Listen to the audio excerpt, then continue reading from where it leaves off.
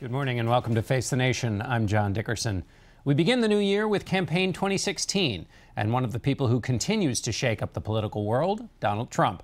We caught up with him at his home in Palm Beach on New Year's Day and started our conversation with President Obama's expected plan for new executive actions on guns, including expanding background checks to purchases at gun shows. We asked Mr. Trump what he thought about the president's plan.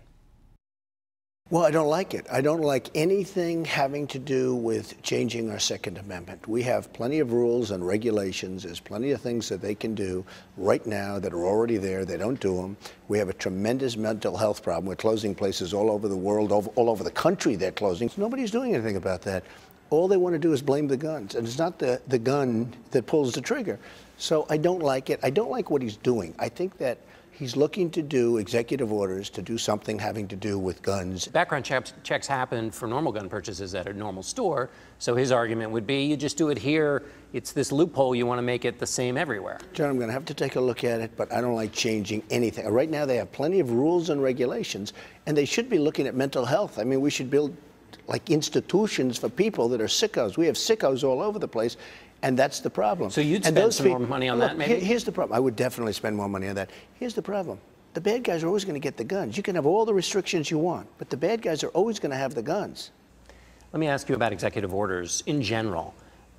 Like them, don't like them, that the president uses them to go around Congress? Well, I don't like them, and our country wasn't based on executive orders. Nobody really knew that we even had an executive order, such a thing. It's supposed to be you get along with Congress and you cajole and you go back and forth and everybody gets in a room and we end up with deals. And there's compromise on lots of other things, but you end up with deals. Here's a guy just goes, he's given up on the process and he just goes and signs executive orders and everything. So if you were president, you seem like the kind of guy who, if you were president, you might use an executive order or two, though. Well, I will say this. There's a lot of precedent based on what he's doing. Now, some have been, his executive order on the border. Amazingly, the courts actually took that back a step and did something that was very surprising, which is they did the right thing.